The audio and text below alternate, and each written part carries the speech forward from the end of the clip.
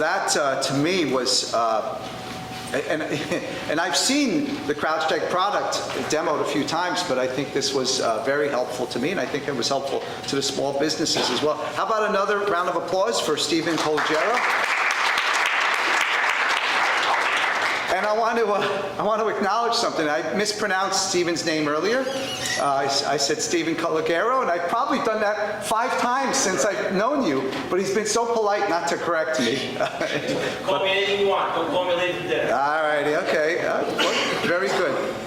That was extremely, I think, valuable. And again, Stephen, as he spoke to you here today, he's done that with my students. In fact, he mentioned this during his talk, but he took our students through the platform. Seeing is believing. When you look at a software solution or any solution, it's wonderful to be able to have an opportunity to see it in action and then be able to ask questions. And I think for those small businesses or anyone that's interested in CrowdStrike, I encourage you to speak to Stephen. I want to mention one thing, because I suspect not everyone is aware of the CrowdStrike. Can I mention this, Stephen? Because it ties back to what Dr. Pinkett said earlier about failure, right? CrowdStrike had an issue this past year, and I've watched them intimately to see how they handled the incident. They have a software product that receives updates, and I'm paraphrasing. Stephen, you can correct me later or speak out. Their software product requires updates, software updates, the same that you may receive on your iPhone, your Android phone, your installation of your operating system, Windows, for example. And they pushed out some updates which broke the platform. And caused quite a stir in the industry. Some airlines were unable to operate for a short amount of time. But they did a few things which I think were extremely valuable, and I learned from that. As we heard earlier, learning from failure from Dr. Pinkett is extremely useful, and it's probably one of the best ways to learn. They owned it. They acknowledged that they had a problem. They acknowledged that the issue wasn't resolved yet, and they were working to do so. This is, right, you hear that and you think, are they really doing it? Well, they turned it around. They did get the product back up and running. It wasn't an easy solution. It took quite a few manual tasks to get it back running for organizations. But then they've now have come forward and have said, well, going forward with our solution, we're changing the way we do our updates. So they learned from that. And they're still a formidable company. So for those of you who follow the stock market, they are publicly traded, and that's another way to find out about how a business is doing and responding. And they responded with their stock price going back up, quite honestly. So kudos to CrowdStrike. So our next speaker, we also heard a bit about community. We can't do it alone when it comes to security and cyber, and I encourage anyone, students or small businesses, ask, right? You never know what you might receive in response. You may get help. You may not always get help, but you might. So Michael Hiskey is the founder and chief everything officer, can I say that? Everything officer of Security Forum. And his organization is aiming to do many things, but one of the things they do is try to create community awareness around cyber. In fact, he's bringing really good attention to cyber in the southern part of the state of New Jersey. And I think that's incredibly important. We have a campus in Ocean County. It's in Toms River. It's called Kean Ocean. And so we're up here, we're in this area of New York, New Jersey, Connecticut area, Pennsylvania perhaps, but that's an important area, and I think he ran he did run an event this past summer and included us. Thank you, Michael, for doing that. And he's an influencer on big data, business intelligence, analytics, fraud and risk. And so I welcome Michael Hiskey to speak a bit. Thank you, Michael. Picture. I've got a clicker and I'm going to walk around. Is that okay? You got it. Yeah. Yeah, the clicker's over here. That's perfect. And I could just grab one of these. He seems to be very annoyed that you moved this. I'll make sure it still works. No, maybe. Yes, no, maybe. Am I muted? You got it turned on? The microphone? Yep, it's on. Well, it's lit up. Yep, I got you. Hiram. So, it's kind of an interesting story how I got to do all this. Can you switch the view so it's not that one? It's like you're seeing the whole slide. Oh, we want to see your notes. Display settings, yeah. We saw this in real time. I presented. There you go. So, why am I here? So, I spent a bunch of time working, I was at IBM for years, and then I did a bunch of different cybersecurity companies, and I realized that there was something missing, right? So first of all, let me admit, I'm from Long Island. There's a Long Island, Jersey thing, I get it. Last time I was here, it was great to be back at Kean University. Last time I was here, y'all threw an earthquake for me. That was awesome. I'm so glad to be closer to the actual epicenter of the earthquake. I would have been safer at home. It was really interesting. So the Secret Service, FBI people here, and everybody freaked out, except for the Secret Service and FBI people. It was for a cyber fraud task force, right? So those guys, and they're all armed, and like, okay, so we're safe. This is a terrorist attack. There's a lot of people that are armed. And they all just sort of like got into this sort of like crouch stance, right? Like the knees bent a little bit, like, all right, stuff shaking. Okay, this looked like a terrorist attack. Okay, we're good. And then they're like, okay, 5 minutes later, we were all fine. I mean, a lot of people left, but so thanks for the earthquake last time, but it's nice to be back to campus. It's beautiful. So community. So among students and small businesses, there's this commonality where you don't have a lot of money, right? So one of the things that's important, as we talked about in the last conversation, was how to make this all affordable. And what I realized was that the current system of how we look at this is broken. Okay, the way in which we buy enterprise solutions, cybersecurity especially, is materially broken, right? The way buyers and sellers look at this, the way we market and sell things, and the way we evaluate and purchase them, that whole system. And the reason it's broken is because nobody sort of paid to make it better. Nobody sort of really focused on making that a better place. But here at the university, you guys are kind of the ideation of making things better. Because cybersecurity is really important. So one of a good friend of mine is a guy named John Kean. He's a guy who invented the term zero trust, for those of you that don't know. And he had this conversation with me. We talked about cybersecurity being an adversarial business, right? Like the military or law enforcement are the only other things that are adversarial like cybersecurity, right? I mean, there's like an actual bad actor. Someone wishes to do harm to someone, and that's cybersecurity. Coke and Pepsi are competitors, but they're all nice people, probably. This is an adversarial business. And the only way in an adversarial business for us to do better is for there to be community. Because hackers share information, and they have the advantage, right? They have to do only the right ones, you have to be right all the time.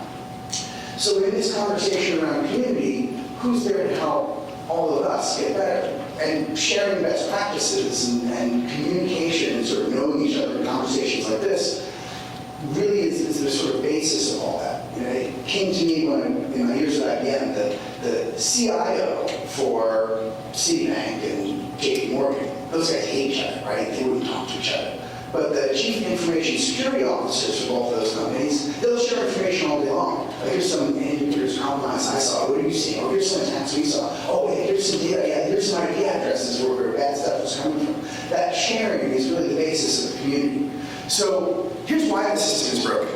It's basically broken because of the cybersecurity vendors. Sorry to cybersecurity vendors. This is how, as a CMO for many years, this is how I looked at the whole world. So things like events, like this, are kind of this little bullet over here. And things like you read and think are word of mouth, like the articles and social media posts, that's all some marketing person created that and made it into bite-sized chunks so it would be interesting.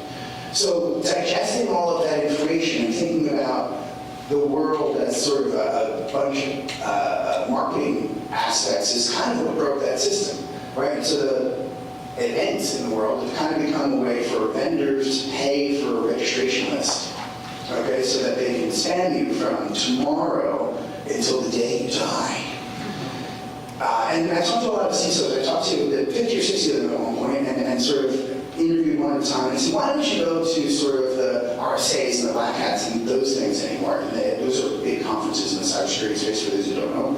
And they said, well, because I know if there are N number of sponsors, I'm going to get N number of phone calls from the day after the event until forever with a really, really intelligent outreach like, thank you for coming to the event. When can I schedule a demo?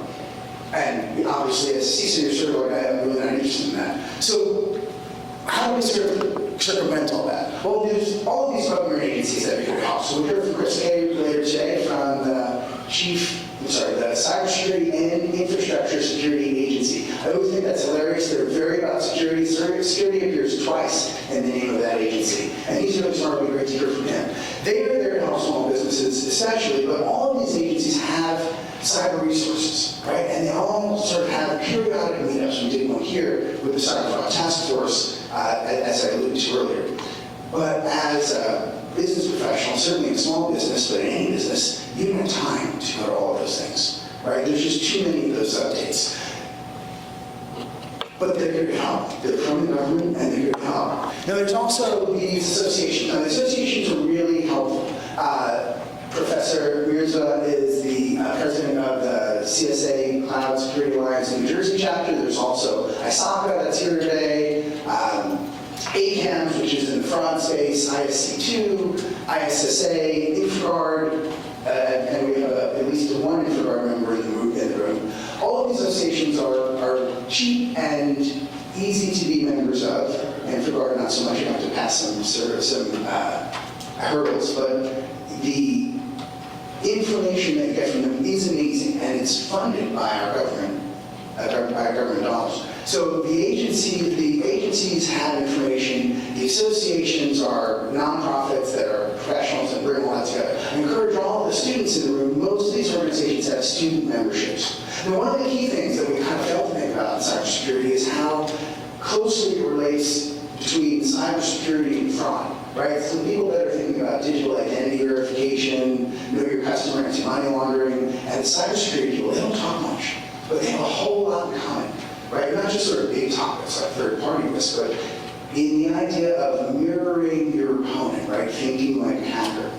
And the simplest way to think about sort of your cybersecurity stack is sort of, how do I do that? Think like a hacker. Certainly the tools from CrowdStrike are one way to sort of help protect from a platform level, but even more elemental in a strategic point of view. The community that you talk to and the sort of people that are around you will help you sort of think through what they've gone through, and again, learning more from their failures, as we said. So all these associations have some sort of gathering, and the agencies have lots of information to share. So how do you come up with the idea, like, what if you all work together? Like, we're all trying to work together today. And so that's what I did in those forums that Professor Mierzwa alluded to. So I had this idea that all of those associations had information, and all of the agencies had information, and basically we just don't have enough time to reach all those things. So cybersecurity is kind of like politics. It has to start locally, right? And the regional focus, as we alluded to, we had this idea that, a crazy idea. I talked to the woman who's the resident agent in charge for the Secret Service in Atlantic City, and she said, I love your idea about community, can you do it here? And I said, great. Where are you again? Atlantic City. Okay. 3 hours from New York, 3 hours from DC, 3 hours from Philly. Okay, not bad. So we actually put a gathering together in Cape May and found out that lots of folks don't want to drag themselves to the city all the time.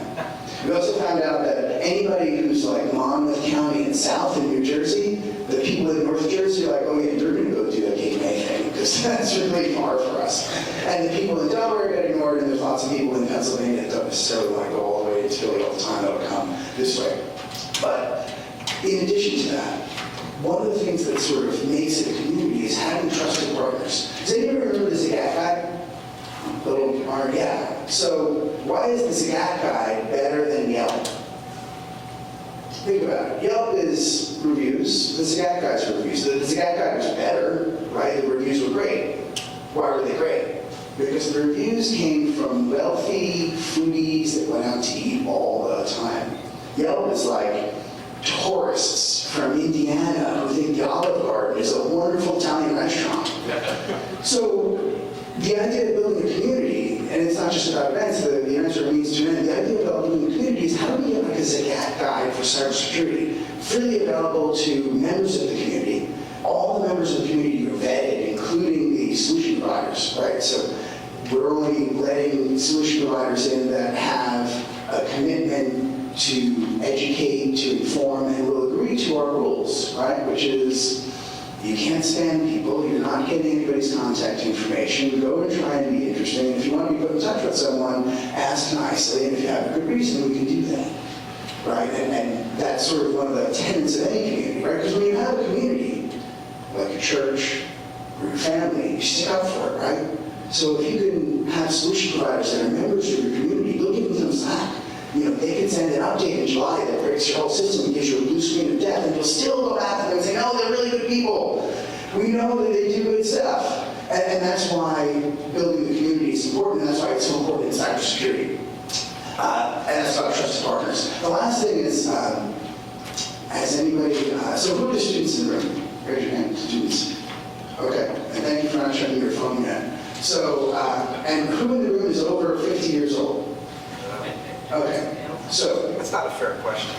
One of the things I realized is that everyone, not just the students, have a very short attention span. If you're talking for more than about 8 minutes, then you're on. So I actually used to run a bunch of conferences that were data connectors conferences. I had data from 10,000 conference goers, both in person and virtual. Do you know the average attention span, average out of 10,000 people, of folks listening to a cybersecurity talk is? Does anyone want to guess what the attention span is? I can tell you this exactly because the virtual games, like how many eyes were on. Go ahead, Bob. 8%. You know, how many minutes can you pay attention for before they fall off? 8. 8, so what do you got? 5, no longer, it's better than that. How long is the average conversation in most cybersecurity conferences? Probably about 45 minutes? Okay, so the average attention span, this includes executives and laymen and everyone, is 18 minutes and 22 seconds. I kid you not. So by 20 minutes, you're already getting people to fall off. And I'm probably almost getting to 20 at this point. So one of the things that students are really good at, and you can see in the classrooms here, is there's interactions. It's not like when I went to school where you just sit down there and just listen for a while and write copious notes, and then there'll be a test at the end of the semester. It's all about interaction and group work. So why don't we do that in business, right? And we do that in our offices, but we don't do that in these situations. It's sort of this one-way conversation. So how do we make more interaction? You know, one way to do it is I never let people ask questions, meaning that no one can raise their hands. Why is that? Because cybersecurity people are generally sort of introverted, right? So they're more likely to type a question. And some of the best questions come from the least aggressive people. It's the aggressive people that raise their hands. By the way, the person who raises their hand usually is right in the front of the room and has a 3-minute long question that it just goes on and on. You're the presenter staring at this person going, is there a question in there? I didn't understand it. They just want to show you how smart they are. So by letting people submit questions electronically and letting other people upvote them, we sort of celebrate the neurodiversity and sort of the timidness of some of the people in our community so they can sort of, the best questions come up and there's sort of a democratic process of getting all the best questions in. So interaction is important. And the last thing is fraud and cyber. So fraud people are better at murdering their adversaries. What I mean by that is they're better at thinking like a hacker, okay? So in many cases, bringing in these two communities together, which is actually starting to happen, so Gartner wrote a paper called Fraud and Cyber Fusion. That's starting to happen. This is an important part of our community as well, sort of bringing in those people and how they can be useful.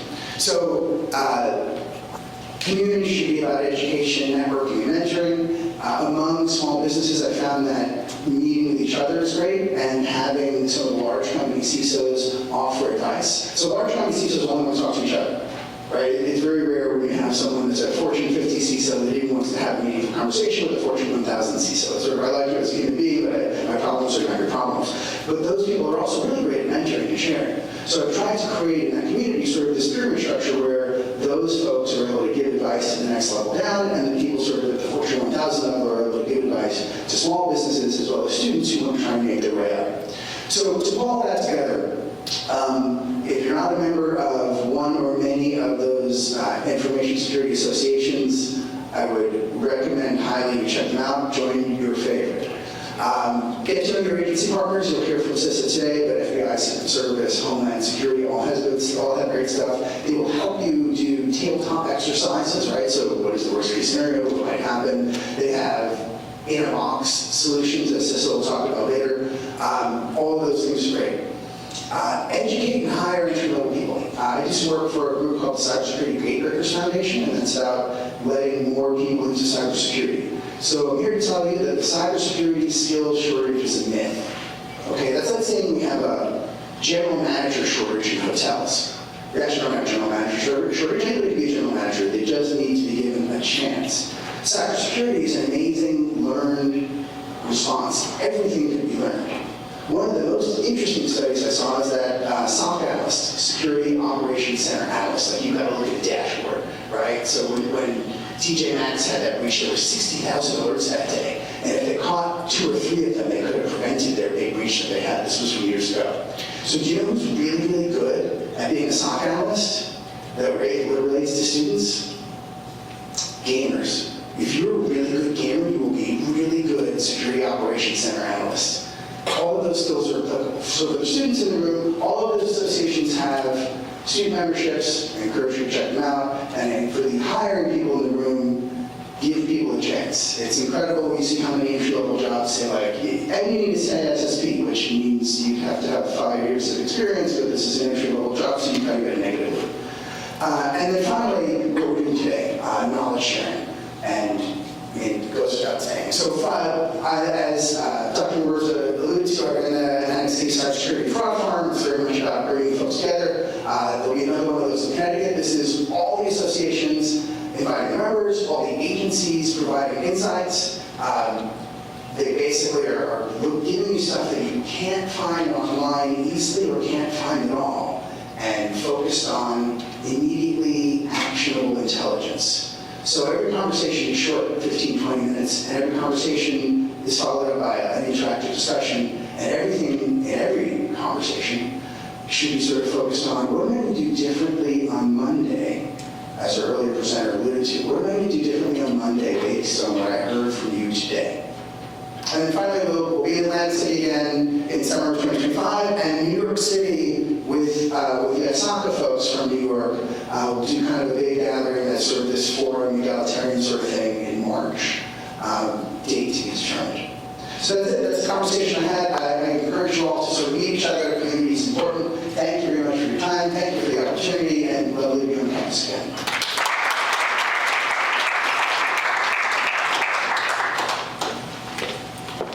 Thank you, Michael. Thank you, sir. I just want to mention a couple things, and then Eric will come up and introduce the next speaker. A lot of those associations are free, and you may think, oh, another association. But I want to share a true story.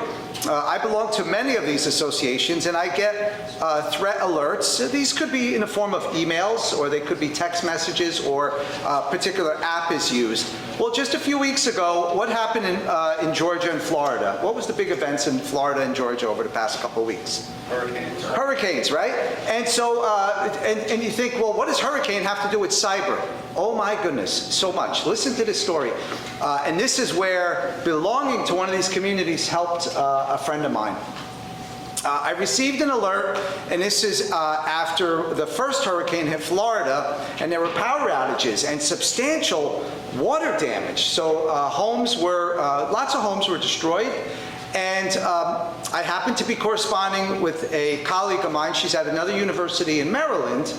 And I received an alert about scam attempts in Florida as a result of the hurricane. So what was happening was that scammers were taking advantage of the water damage, the hurricane water damage, and they were going out to homes posing as help, right? And then asking for certain types of private information in the hopes that they could then scam these individuals later on. I received this alert, I believe it was through, it may have been ISC2, which is free for students. It's a small fee for the year. By the way, the Cloud Security Alliance, which we run here at Kean University, it's the Cloud Security Alliance of New Jersey. If you join, it's free.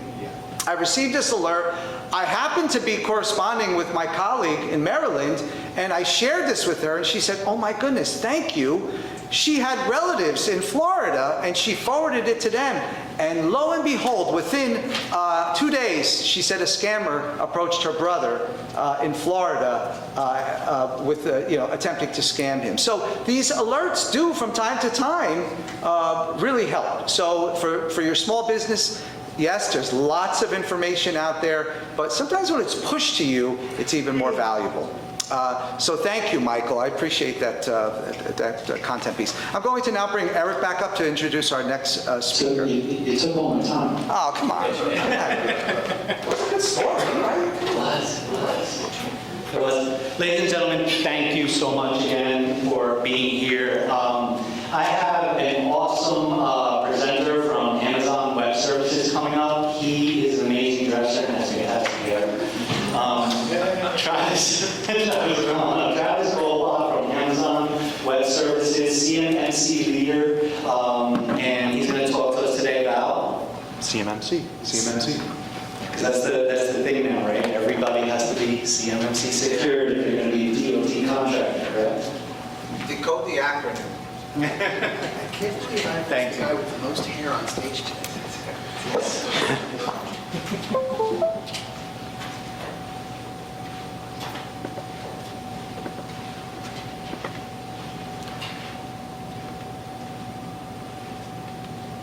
Hey everyone. I'm Travis Goldbach. I'm with Amazon Web Services. Typically when I'm up on stage, I'm walking back and forth, so I'm going to try this time to stay behind the podium here.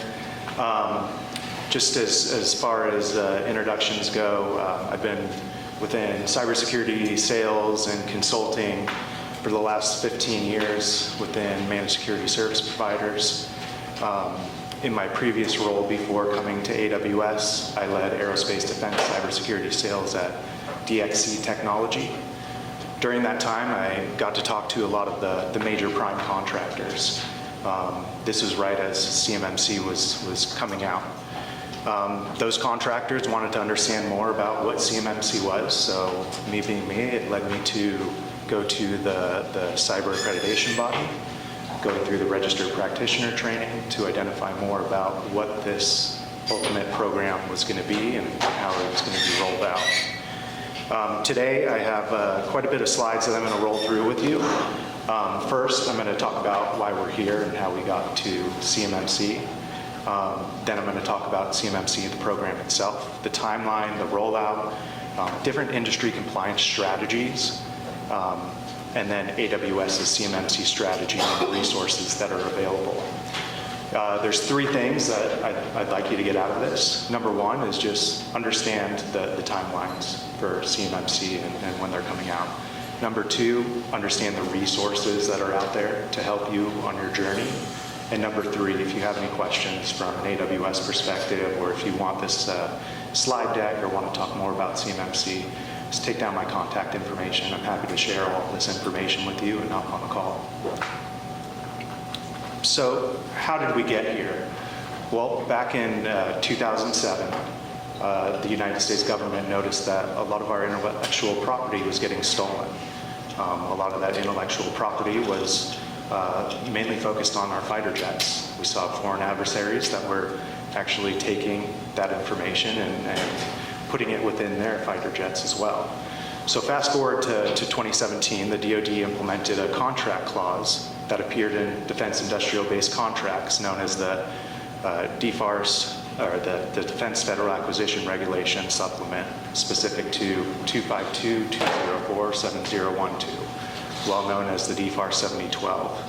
And in this requirement, it states that contractors and subcontractors of the DoD need to implement 110 controls from the NIST 800-171 special publication and require and ensure that when utilizing a cloud service provider like Amazon Web Services, that those cloud services meet the FedRAMP moderate baseline. But there really wasn't a method in place yet for them to ensure that those controls were being implemented properly. So this really brought in CMMC moving forward. So CMMC stands for Cybersecurity Maturity Model Certification. It's going to be an assessment framework that's being mandated by the DoD for all the contractors and subcontractors to protect their controlled unclassified information from the frequent cybersecurity attacks. It also includes federal contract information. So the DoD will be putting this within contracts from the Defense Federal Acquisition Regulation to over 300,000 defense contractors. If you're talking to some acquisition officials, they're saying, well, it's more like 1 million. And then there is going to be a third-party assessment that's done to ensure that those contractors have implemented those controls properly. So the framework will be assessed and verified by that third-party assessment organization, and then you'll go ahead and get a certification from the CMMC or the Cyber AB now. So what is federal contract information? Federal contract information is provided by or generated for the government under contract and intended for not intended for public release. So there's many forms and categories of federal contract information. This could come in financial reports, technical reports and data, organizational charts, emails from the DoD and defense contractors, performance reports, process documents, and proposal responses. So this is the first form that the government's going to ensure that you're protecting. Next is controlled unclassified information. So this refers to unclassified information that is to be protected from public disclosure. And there's over 125 different controlled unclassified information categories divided into 20 different groups. From a DoD perspective, most of that information is going to be controlled technical information, but you can also see it in forms of export control, intelligence, legal information. And what we've heard from the DoD is this isn't just going to be a requirement for the defense industrial base. Soon, the other entities of the government are going to adopt this as well. I noticed there was a new document that came out from the Department of Education saying that all universities and educators need to implement the NIST 800-171 controls to protect the PII and the CUI that they're working with. A lot of companies and universities that I'm working with now are reaching out and trying to identify how do they do that, how do we accelerate that process, because it is a process that can take a long time if you don't have the right people, processes that are in place. We're seeing anywhere from 12 to 18 months for that to be implemented. So this is the CMMC assessment model and structure. So as you can see, it's levels 1 through 3. Level 1 is going to be focused on 15 requirements that are going to be aligned with the FAR 52.204.21. This is going to be an annual self-assessment and an annual affirmation by a senior official. Level 2 is going to be requirements that align with the NIST 800-171 controls. So that's going to be 110 controls and practices that are in place. It's going to be a, yes sir. The last slide.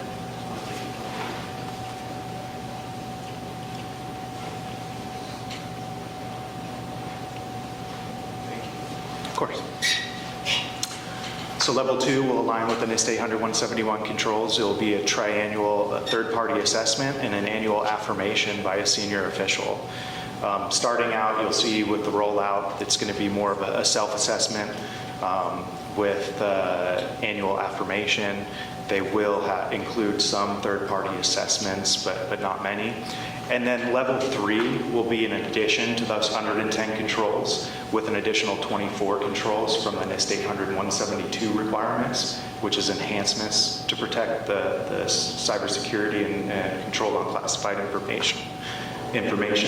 And this will be government-led by the DCMA DIBCAC. So it'll be a DIBCAC assessment, and you'll need to do an annual affirmation by a senior official. So diving into those requirements in a little bit more detail. So what is NIST 800-171 and NIST 800-172? Well, these are going to be guidelines from the National Institute of Standards and Technology that protects the confidentiality of the controlled unclassified information in non-federal systems. So some of the key features of NIST 800-171 is there's going to be 14 control domains. And then there's also going to be 110 security controls. As far as NIST 800-172 goes, this is going to provide those enhancements of those security controls when it relates to CUI within critical systems and programs. From what I've heard, most of the level 3 requirements will be for more of the nuclear companies out there that are handling nuclear weapons. But this will require 24 additional security controls for CMMC level 3. So these are the 14 domains, and as you can see up here, within these 14 domains, I have some highlighted orange domains. Those are going to be some of the domains that, from a cloud service provider perspective, you're going to be inheriting those controls. More specifically, you'll be inheriting a lot of the maintenance, the media protection, the physical protection, parts of access control. And that's really important because that helps you along the way to ensure that you're meeting these requirements. So inheriting those controls is basically checking the box for those controls. There's a lot of partial controls that we're helping organizations with, and a lot relies on the customers as well. If we're looking at FedRAMP moderate, and back to the equivalency that was in the DFARS 7012, because ultimately CMMC is building on top of this DFARS 7012 and looking at those requirements. So the Federal Risk and Authorization Program for FedRAMP Moderate is a U.S. government program that provides a standardized approach that's specifically focused on cloud service providers. So if you do have a cloud service, then you're going to need to meet these requirements to help the defense industrial base. So this consists of 17 control domains. There's 325 controls within the FedRAMP Moderate. And there's an authorization process as well as continuous monitoring and risk management. There's actually 3 levels of FedRAMP. It's FedRAMP Low, FedRAMP Moderate, and FedRAMP High. FedRAMP Low has 125 controls, FedRAMP Moderate has 325, and FedRAMP High has about 421 controls. So a lot of controls that those cloud service providers like Amazon Web Services has to go through in order to get these services authorized. There's an assessment process that we have to do with a third-party assessor to ensure that these meet the requirements with the continuous monitoring, the risk management. Then we go to the Joint Authorization Board for approval of these services. Back in December of last year, Dave McEwen, the DoD CIO, sent out this FedRAMP equivalency memo, and it's been making it really difficult for those cloud service providers out there to meet these FedRAMP equivalency requirements, because before that there was just something saying FedRAMP equivalency. They weren't really sure what that meant. Now that he's defined it, I've only heard of actually one cloud service provider that hasn't had a FedRAMP authorization meeting the FedRAMP equivalency. And that's a company called Prevail. They're built on AWS GovCloud. They provide secure email and file sharing, and a really good solution to help to support you on your way. But ultimately, those cloud service providers need to achieve 100% of compliance with the FedRAMP Moderate. They have to go through an assessment with a third-party assessment organization. They have to support the cyber incident reporting and malicious software prevention.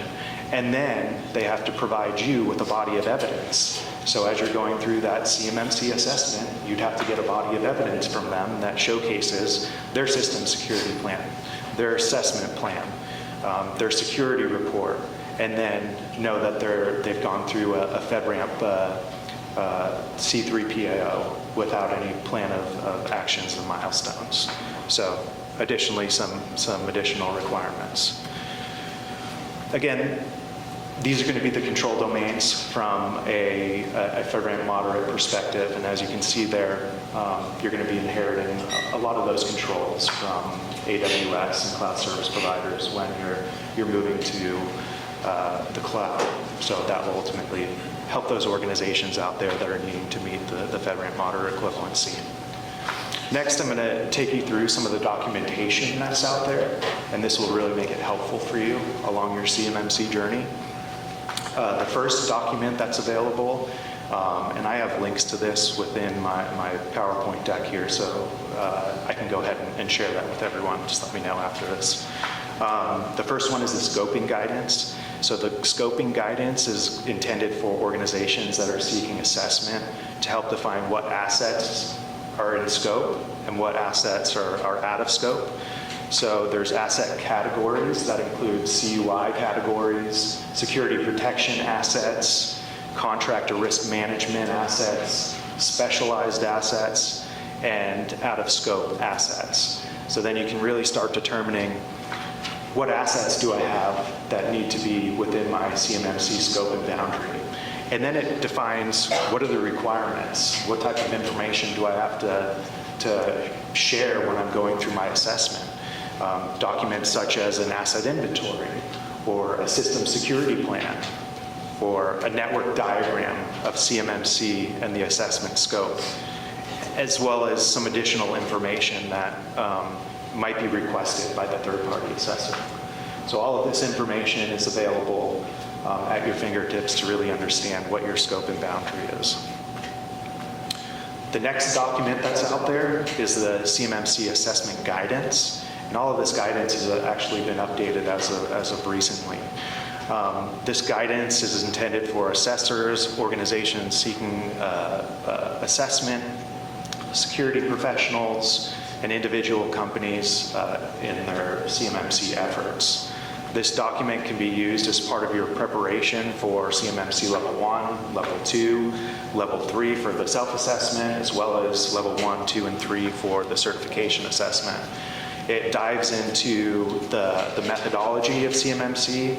It dives into who's interviewed when you're going through the assessment process. You're going to basically set up a room with the third-party assessor, and they're going to do over the shoulders with you and say, hey, show me the data in real time. Show me who's actually operating this control. And show me two forms of evidence, how you're doing that, which can make it really difficult. So this is a good tool to really understand that assessment guidance. And then what's examined, what's tested, and what are those assessment findings.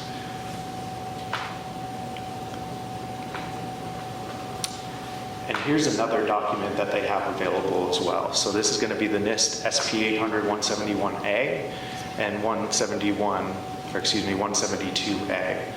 These are basically the auditor's handbooks into assessing an organization.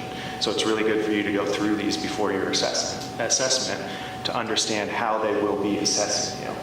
As you can see here, there's the assessment objective and the items that need to be determined, what's going to be examined, who's going to be interviewed, and what's going to be tested. So organizations can use the assessment procedures to generate evidence to support their security requirements that have been satisfied. And then the last document that's going to be available here soon, this was just the draft copy that I was a part of creating. It's called the CMMC assessment process. And it basically helps organizations organize across 4 different phases so that during the assessment process, it's consistent for every DIN member. So this is the CMMC assessment process. It's going to go through phase 1 of plan and prepare for the assessment, how to conduct the assessment, report the assessment results, and then close out plan of action and milestones of the assessment if necessary. So another good document. This one hasn't been released yet with the updated version, but the CyberAV should be sending that out there shortly. As far as timeline goes, how many of you have been hearing about the timelines and know everything that's going on with the rulemaking going forward? So October 15th was a really exciting time. That was when the Title 32 CFR, which introduces the compliance requirements of cybersecurity and processes into an actual program.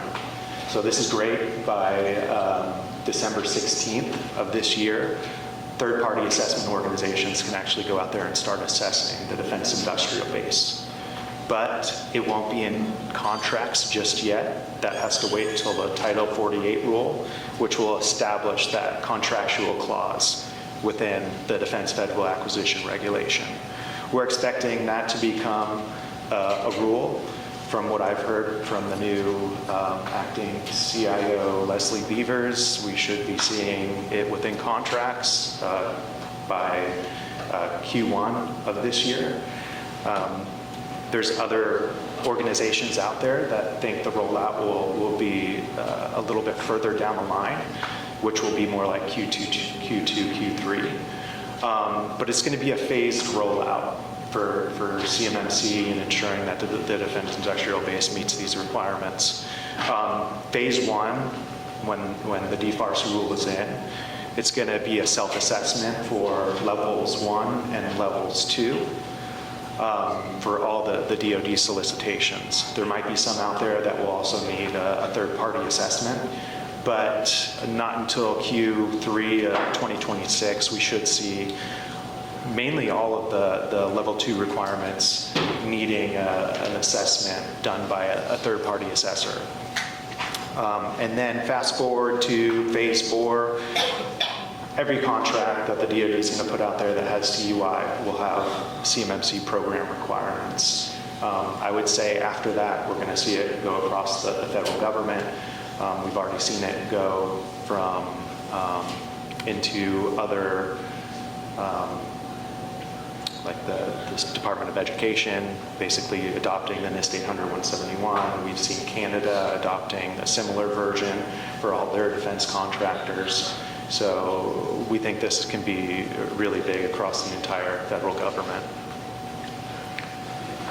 Some additional DFARS requirements that are out there that you should know about, it's the DFARS 7019 and the DFARS 7020.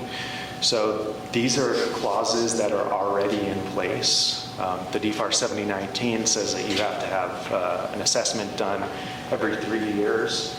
And then 7020 says that you need to upload your score, either basic, medium, high level score, within the supplier performance risk system. And one thing that's really important within that DFARS 7020 clause is that you need to ensure that your subcontractors have completed this requirement within every 3 years. So when I've spoken to a lot of the prime contractors about what their #1 risk is, it's not their internal environments, because they basically have that all buttoned up already. They've been doing this for a while now. It's their contractors that are their #1 risk. So as contractors to the DoD, know that you're going to be their #1 risk, and I've even heard some of them that are going out to their small businesses, to their subcontractor base, and doing an assessment on their own. Basically, show me where you're at. Can I keep you in my business, or am I going to have to move on and find a new partner that I can work with? So these are the defense industry compliance programs. And I put this slide up there because it can get confusing sometimes from a CMMC perspective. So if you look across CMMC is going to be basically looking at that DFARS 7012 requirement to implement the NIST 800-171 controls, utilize a cloud service provider that meets the federal moderate baseline. And then we've noticed that over 51% of those contracts that are going out there also have ITAR restrictions. And if you're operating an IT infrastructure on behalf of the DoD, then you're going to have to implement their DoD cloud computing security requirements guide, impact levels requirements as well. So it can get confusing. From a CMMC perspective, they've said in this new version that came out that they won't include the DoD SRG impact levels right now, but it could be something in the future. So really, what should you do when you're first starting your journey? Well, you want to understand where that FCI and CUI is. Is it floating in a random folder across your network? Is it in an email? Is that email being shared across your organization with people it shouldn't be? And once you define and understand how your users are utilizing controlled unclassified information and federal contract information, then you can decide which strategy is best for you. So these are strategies that we've seen across small businesses all the way up to large prime contractors. The first strategy is meeting the level of certification across your entire organization. Others are looking to separate out an environment, basically having a boundary of separation from their other business. This is both in small and large businesses. There's businesses out there that do more commercial business than government business, so they want to separate that out from one another. We've seen larger organizations that have different business units looking to meet different levels of CMMC certification. And then we've also seen some major prime contractors that are looking to build out environments for their subcontractors, knowing that they need help meeting those requirements. And then the last one is a CMMC, a desktop as a service, so a virtual desktop infrastructure, where you can basically utilize your desktop that you have already and VPN into a cloud-based environment where all of the information that you'd be reviewing would stay within the cloud. It wouldn't go to your local endpoint that you're looking at, and it makes it a lot easier for you to meet the requirements. So how is AWS helping the defense industrial base? So this is our strategy here at AWS. It's AWS and our partners will provide solutions to help customers accelerate their CMMC compliance while reducing that level of effort and risk. And there's many ways that you can get started on your journey with AWS. Typically, if you're not on AWS, you want to decide which region is best for you. So our region, our highest standards for privacy and data security, there's two major regions that customers are building in. That's our AWS Commercial East-West region and our AWS GovCloud region. Most of the time, we have organizations that are building in our GovCloud region because they have ITAR restrictions or the DoD SRG impact level restrictions. But within our commercial East-West region, you can meet that FedRAMP moderate requirement with our FedRAMP moderate services. In GovCloud, we have FedRAMP high authorized services. Just above that, it's our cloud-based services, which I just talked about, that are FedRAMP authorized at moderate or high. We have hundreds of services that are available. Services that involve compute, storage, database, analytics, machine learning. We even have security, identity, and compliance solutions that align with the NIST cybersecurity framework for identify, protect, detect, respond, and recover. Just above that, we have different solutions that are out there for our customers to help them meet CMMC. We have something called the Landing Zone Accelerator, which is a secure, scalable, multi-account environment. Think about building out a house. You need the framing, you need the foundation, you need the plumbing. This is going to provide you with a set of solutions that will help you get along the way from a CMMC perspective. You're going to be inheriting over 31 controls from that specific landing zone. There's going to be over 70 partial inheritance, and there's only 10 requirements for the customer. We even have documentation that's available. This is big. Understanding what your responsibility is. AWS's responsibility for security of the cloud. Your responsibility is for security in the cloud. But that's not enough. Organizations want to understand, what's my responsibility when I'm implementing these CMMC controls or NIST 800-171 controls. So there's 3 different documents that are out there that are available. The first one is the NIST 800-171 and CMMC Customer Responsibility Matrix based off the Landing Zone Accelerator. That showcases specifically all the CMMC domains, how it maps to NIST 800-171 and NIST 800-53. I'm also mapping it to the FAR 52.204.21 as well as ISO 27001. What do I inherit? Is it a full inheritance, a partial inheritance, or is it solely a customer responsibility? And then what's my responsibility? So there's a list of implementation expectations that you have when utilizing that solution. That wasn't enough, so we've taken it a step further. We've actually taken it to customer compliance guides, which is service by service guidance. To over hundreds of AWS services, we map it to different security topics like access control, audit and logging, encryption at rest, encryption in transit, encryption in use. And it defines specifically with those topics what controls you're going to be meeting from a NIST 800-171 or CMMC perspective. It's also mapped to over 16 other different compliance frameworks. And the last one is our FedRAMP package, which defines the FedRAMP ownership from a DoD and a cloud service perspective. Above that, we have professional services and managed services. And when those team members utilize those environments and need to work with our customers that have the CUI or DFAR 7012 requirements, we work out of our controlled working environment, which has gone through an independent assessment with a third-party assessor, Coalfire, showcasing that we've met those requirements.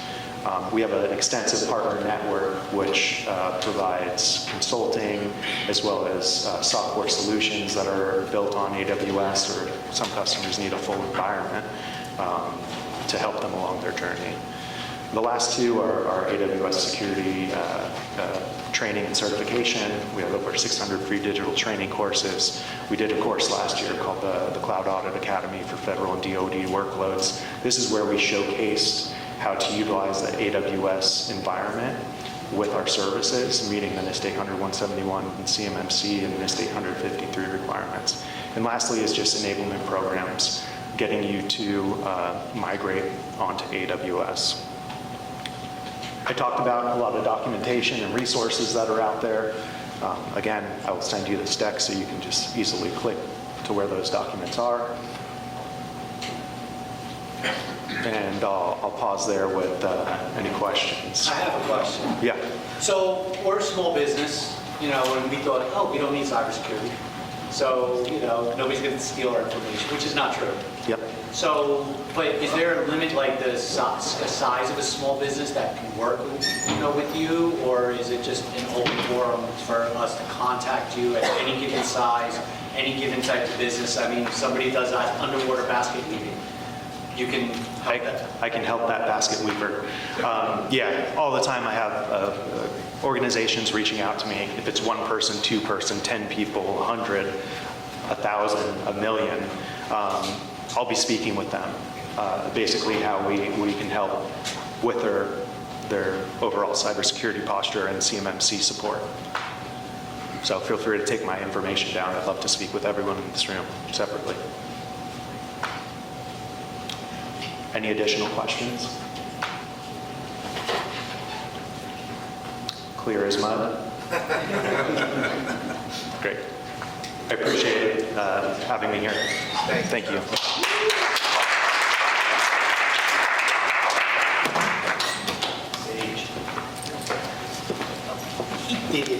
Yeah, I did it again. I'm sneaking up. So one of the things I want to just, right, you heard CMMC over and over. You will never forget that acronym now, right? You will always remember it.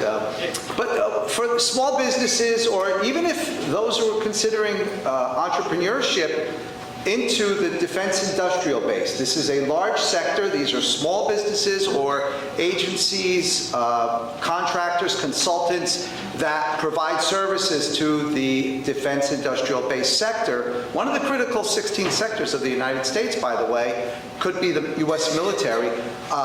Staying on top and of CMMC awareness, I think, is very important for you. So I think as a result of today, this should be at least on your radar if you are doing any sort of work in the DIB, Defense Industrial Base. The other thing I want to mention, it was touched on during Travis's presentation, but for those in higher education as well, if you are receiving federal grant money from the U.S. government, well, you have controlled unclassified information. And so that will need to follow the guidelines within CMMC, quite honestly. So it's something else to keep in mind. So we have one more speaker before break. Hang in there, and then we're going to head into lunch. But I'll leave it to Eric to introduce the next speaker, which will touch on AI. So we've got a whole mix of content here, which I think is terrific. But this should be, I think, a pretty interesting demonstration. Eric? Thank you. So before I introduce Sage, I just want to let everybody know that any presentations that were here today, you will be getting an email from us with a link to those presentations, as well as other small business and government contracting resources. So I want to introduce Sage Del Val. He's probably the youngest entrepreneur I ever met. When I think I met him, he was like 28, right, or 25, something like that? 25, and he blew up his business, and now today he's up here to demo. It's how to use basic AI to do bad things, and then how do you stop it? All right, Sage Del Val, Different Systems.